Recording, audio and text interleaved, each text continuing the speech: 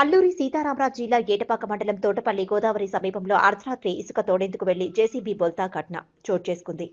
స్థానికులు తెలిపిన వివరాల ప్రకారం అర్ధరాత్రి ఇసుక అక్రమంగా రవాణా చేసేందుకు కొందరు అక్రమార్కులు జేసీబీల ద్వారా గోదావరి నది సమీపంలో దించి రాత్రిపూట ఇసుక అక్రమ రవాణాకి పాల్పడుతున్నట్లు తెలుస్తోంది.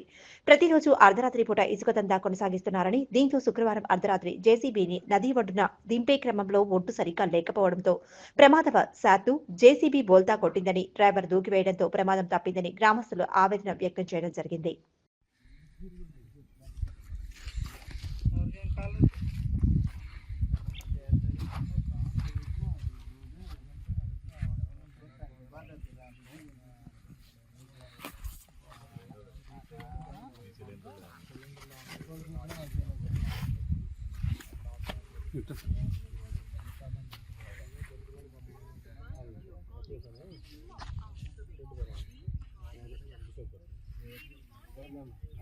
बड़ी बन गया बैठे